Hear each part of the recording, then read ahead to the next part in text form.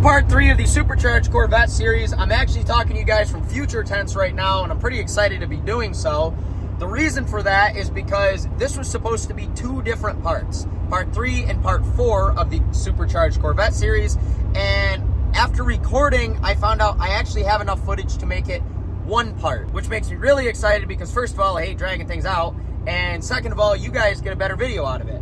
First, we're going to rewrite the BCM with a Pt.3 so that we can get rid of the mag ride suspension. Secondly, we're going to replace the front shocks. Third, we're going to replace the injectors. And fourth, we're going to replace the rear shocks. I know the split's weird. Like I said, this was supposed to be 2 separate parts. Then we're going to go for a drive, actually on the same roads that I'm driving now, through some curvies, and we're going to listen to the supercharger sing. This intro's already getting long, so let's jump right into it and start working on this thing. The audio in this clip was all screwed up due to the cars in the background. Pretty much I borrowed a Pt.2 and I used a process that I found on an old Corvette form, and that allowed me to get rid of the F55. I had to disconnect the battery and use the Pt.2 and also get rid of the controller module for the F55 suspension package, but it was only about a 20-minute process, and it didn't cost me anything either because I borrowed it, which was a huge plus.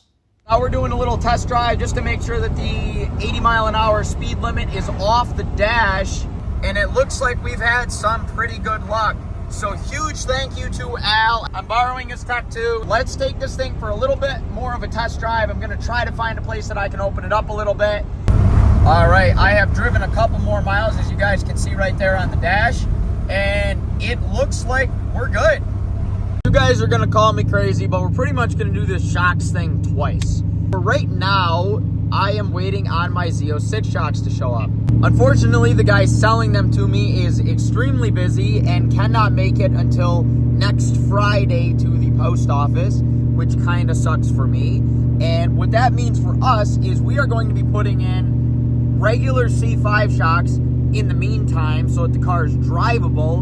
And then at some point after I get the injectors in, that will allow it to be tuned, and then we can put the Z06 shocks in.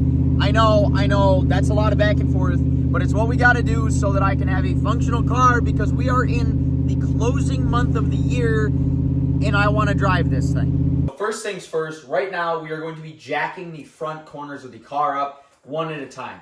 Now, the reason I'm not using a lift for this is because these shocks are practically at their bottom now that the F55 is deleted, and I really don't feel like having to play around with a bunch of blocks of wood. I'm going to grab my lift puck, put it on this corner, I'm going to take the wheel and tire off, and I've already zip tied my front shocks in the closed position or compressed position. That way I can get the new ones in nice and easy. I really only have the tripod today, so I apologize for not having cameraman.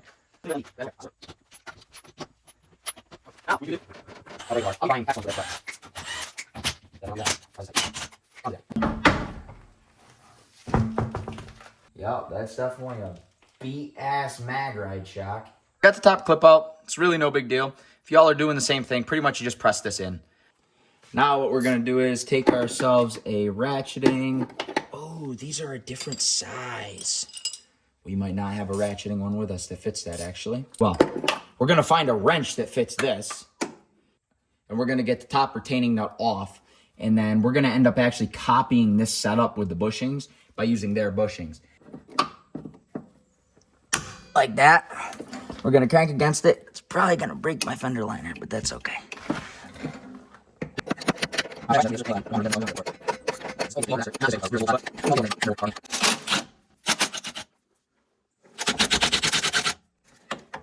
Impact to this side.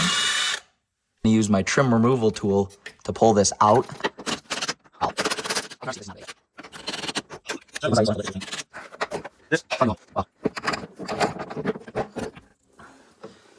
Goodbye, mag ride suspension. I'm going to take this string of zip ties, right? Compress this, loop one, like so, loop it right through there, and then tighten it up. So, we're going to loop you through here. I hope that holds. That one seems kind of weak. We compress the shock, wrap this around, right? Then we're gonna cinch it down. This should just be able to kind of easily go in. So I know I already have one on this side. I did this before and had to undo it because I didn't have a metal cup underneath on this side. I haven't checked the other one yet.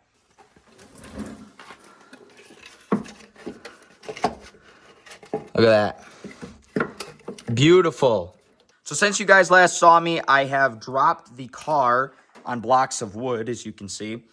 And I have put the control arm bolts back in and put the lower shock bolts on. Now I have to tighten everything up. First tightening the lower shock bolts, then the control arm bolts, then the upper shock bolt. No torque wrench. Yeah, I know. We're coming apart in the weekend anyways. I found the 17 ratcheting wrench.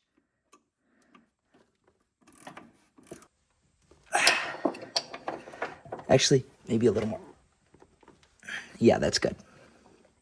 Now I'm going to throw the wheel and tire on after jacking it up off of these blocks, and we will do the same exact thing on the other side.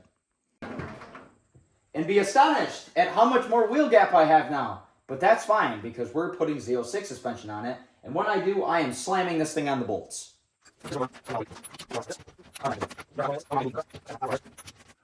All right, now I'm going to do the same exact process on this side, and I'll see you guys when I'm done.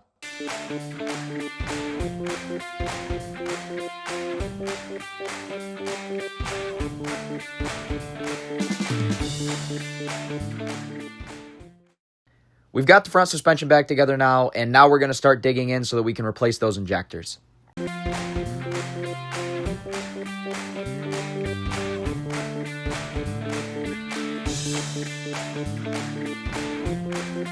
These are the injectors that we're going to be using. Like I said before, really nice packaging. These are MRP fuel injection 550cc injectors. I'll have to give you guys my total opinion at some point on them later. I'm just going to take off, I believe it's these 10s. I think there are only 4 10s that hold on the fuel rail of this car. Then we can pull everything off. It's going to squirt gas everywhere, which is fine. And then we'll just put the new injectors in, and we should be good. This is typically a pretty easy, simple process on C5s.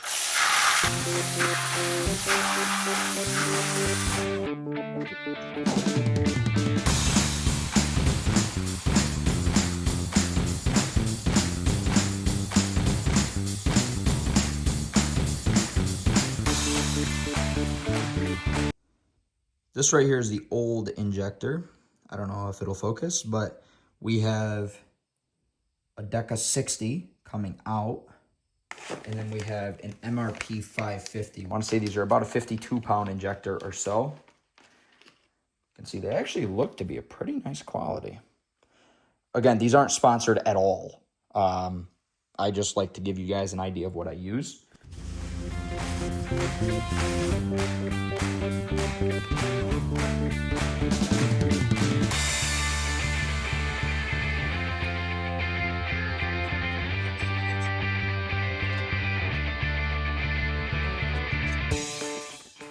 At this point right now, it's just a matter of flipping the fuel rail back over. We're going to try to find a couple things that we lost here when we started. And we're just going to reassemble. Then we have got a base file. We're going to have to do some data logs for the tuner.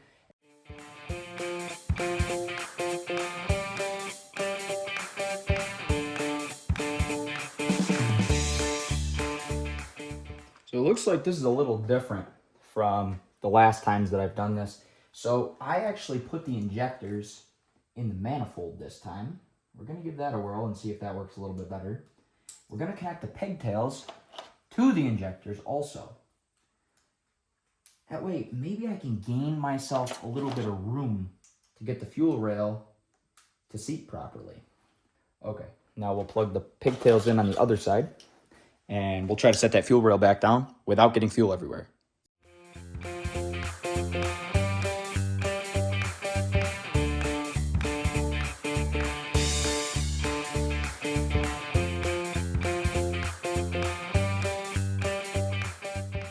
We're going to do a little test just to make sure that they don't leak before I put the beauty covers on.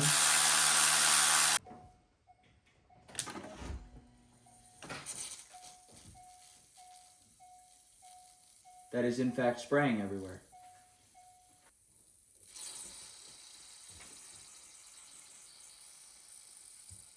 All right, another day now.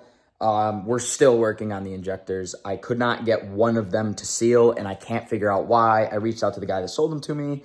He offered me some different O-rings. We're going to try to get it to seal before the O-rings come in because they're a few days out, and see what we can do here. This one right here, cylinder 3, is specifically the problem child. I don't know why. I mean, it sits properly in there. It sits properly in the intake manifold. I'm going to have to try to figure it out. I'll let you guys know what I come up with. This is my first test here. We had a Gen 4 intake, and I'm using different clips because the heights are different. The heights of the clips are slightly different here. So I don't know if these were DECA 60 specific or not. So we're going to use some Gen 4 intake clips, give it a whirl, and see if they still leak. Now, if I remember correctly, it really shouldn't even be the clips that hold these injectors in place. It should be friction and the fact that the manifold's bolted down.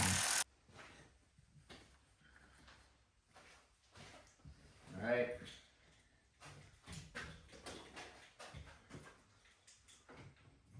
Let's give it a whirl.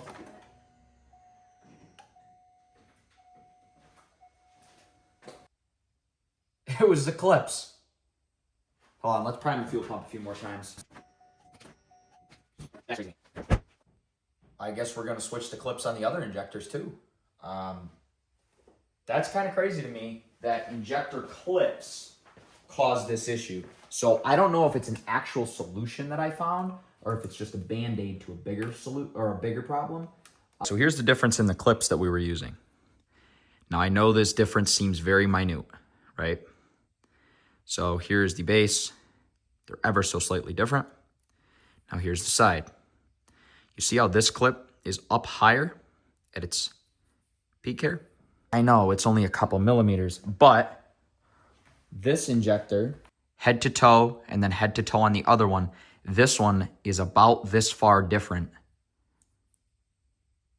It's about a millimeter, maybe a millimeter and a half difference. And I think that's what was causing our sealing issue. So now we are going to use the Gen 4 truck intake manifold clips. And to do that, I kind of have to pry these injectors up a little bit like that because they're a couple millimeters, again, different than it was with the DECA injector clips.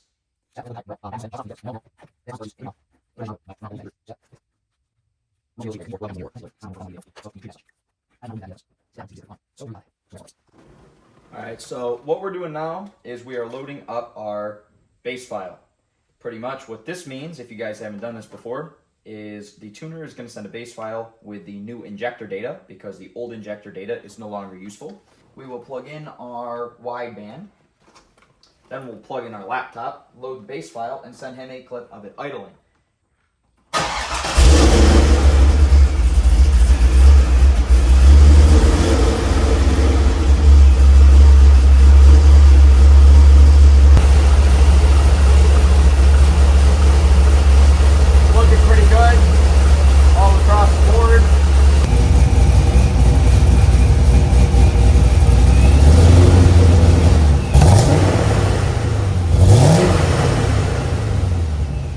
I can't lie, I'm pretty hyped. That idle clip went well. It's not leaking gas. We just got to wait for the tuner to get us a clip. We'll do a couple data logs, and I will see you guys very soon. File number 2 for the new injectors is getting loaded up right now. I'm going to have to kind of redo a majority of the logs that we already did previously. Therefore, I'm going to go do a few revisions, wait till I have a cameraman, and then I will take you guys for a ride while we wait for those shocks. Here we have a stock Corvette. Just bought it off my grandpa.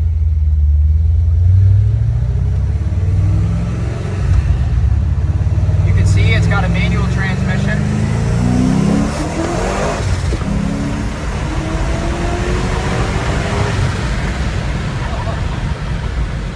As well as an extra alternator, right? It does, it's shiny. An empty box, but not actually. This is C5 Z06 shocks. Oh man, we have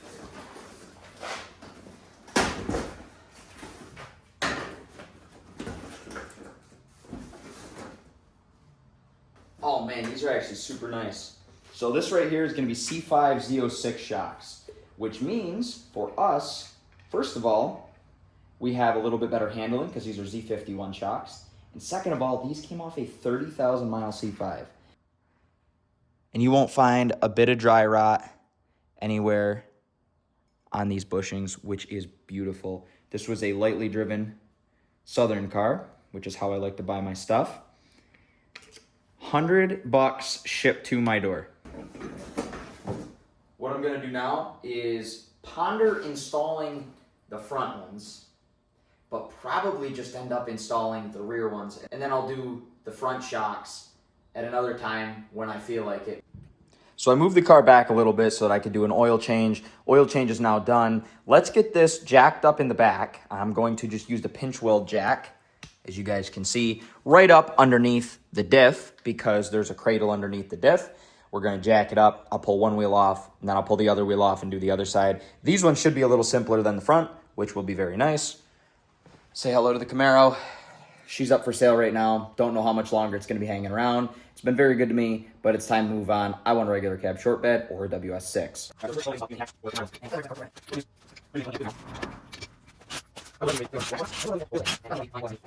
The first thing I need to do is take the lower shock bolt off.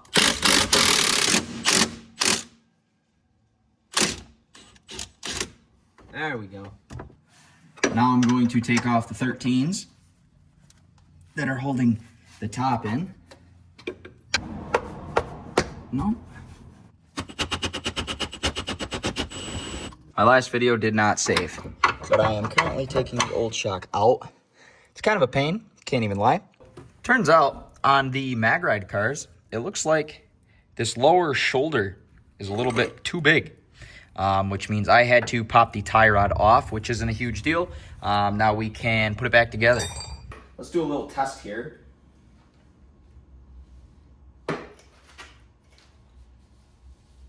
All the way down. Returns how I would expect it to. Let's try this one. See how it returns. Wow, it's like I'm on bricks.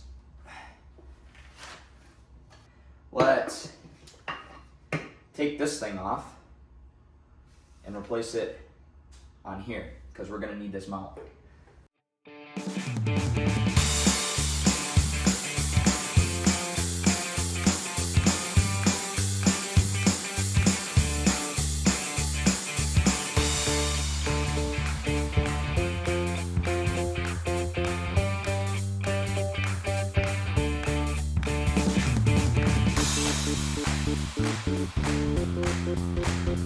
I'm going to use a baby car jack. I have the Corolla behind me to lift up this control arm and everything else around it to the point where the shock bolt holes line up. I'm going to aim to put the harder bolt in first.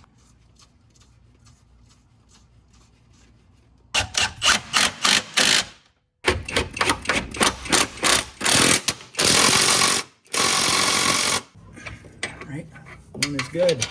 I'm sure two is good also, but just to be sure. Oh yeah, two's good.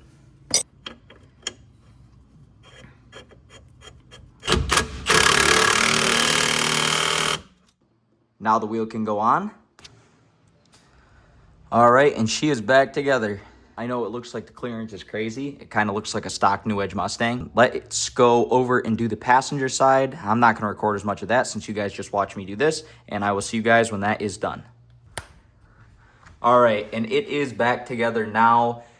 I did lower the rear bolts as much as I possibly could. It hasn't settled yet, and I haven't taken it for a drive. I'm still waiting for the tuner to get back to me with a file that will idle fine and drive fine at low RPMs. Although it's a lot better than it was, sometimes it still stalls and has issues, and being in town currently in like rush hour, so to speak, I really don't want to have it stalling on me. So I'm going to clean this up, my mess that you can't see currently, and I will see you guys tomorrow when I have cameraman and a fresh tune, and we'll go for a rip.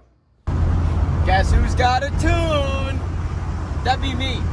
And we have the roof off, as you can see. It is a beautiful day. It's like I don't know, it feels like 80-ish. This doesn't work. It thinks it's 69, which is just fine by me personally because I like that number a lot. We're gonna go for a little drive and do a couple pulls right now. The pavement should be sticky enough that I don't really rip the tires off, which will be kind of nice because I'll actually be able to do some pulls. I did drive it around a little bit on the Z06 shocks, and they're so much better, specifically the back. Now it is much better. We have about the same clearance front and rear, and we do have a lot more stuff to work on, mainly cosmetics and a couple more mechanical things, but at least the car is functional now. We need exhaust, like an axle bag.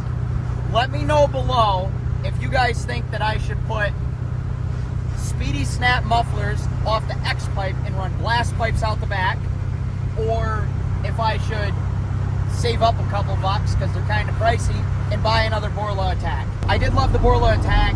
The MagnaFlow is just not loud enough. It sounds all right, but it's got a rattle because a weld's broken, and it sounds like trash at idle. So it is what it is.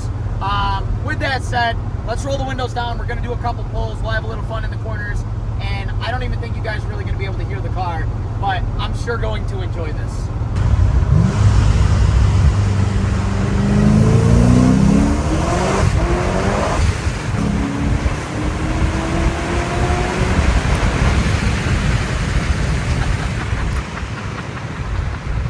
I feel like it just makes the most beautiful boost curve up top, and it's so usable down low that I love it. We still have a couple more revisions to do, but I could not wait to take you guys for a test drive.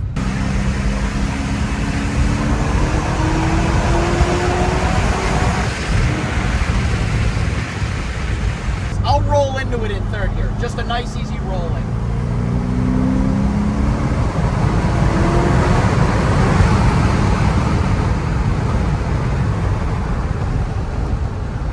It loves it. What's also nice is the ability to cruise. I mean, I'm at 1,500 RPMs right now. Let's see what we're getting for fuel mile. Let's not see what we're getting for fuel mileage. I don't like that gauge. We'll consider that gauge wrong. Oh, what do we have here?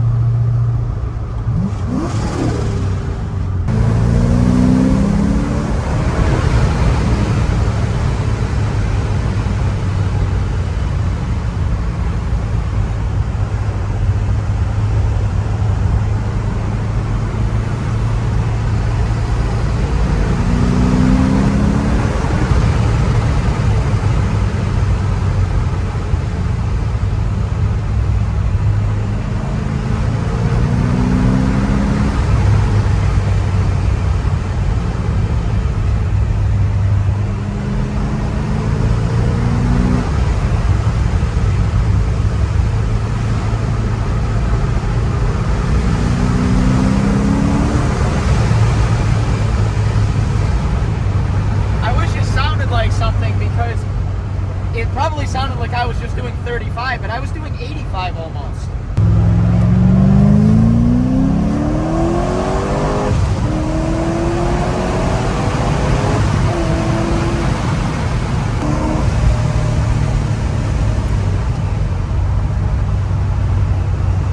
The blow off is just this beautiful noise. It's like,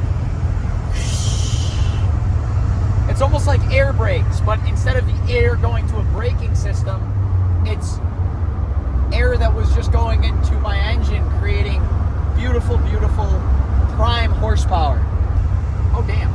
Get him. Okay.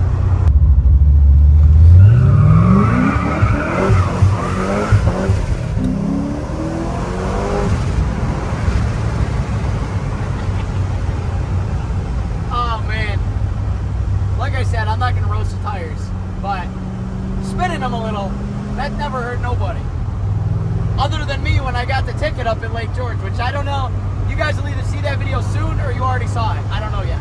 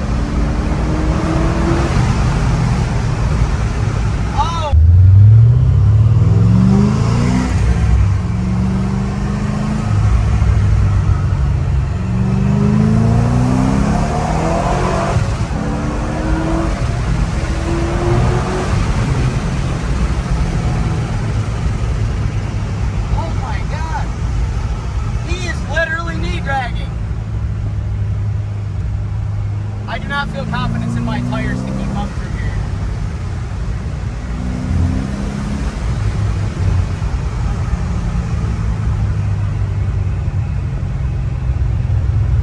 The problem is the horseshoes that I can't cut the corners on.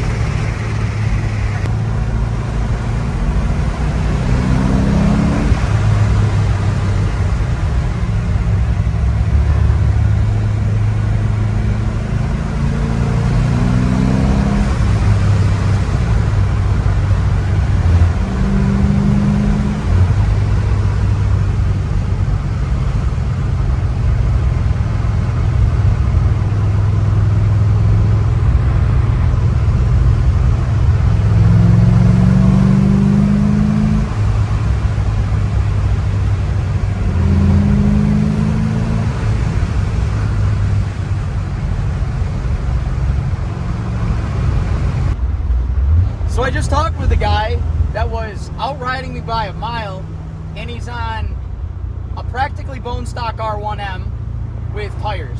And let me tell you, that guy knows his stuff.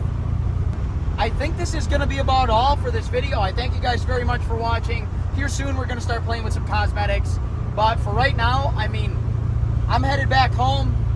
We got a bunch of stuff planned for part 4, part 5, part 6, everything that's coming about, because I'm going to hold on to this one for a little while. Again, thank you guys for the recent support. You guys have been blowing up the shorts. Let's do some cool stuff before the season's over. Thanks for watching.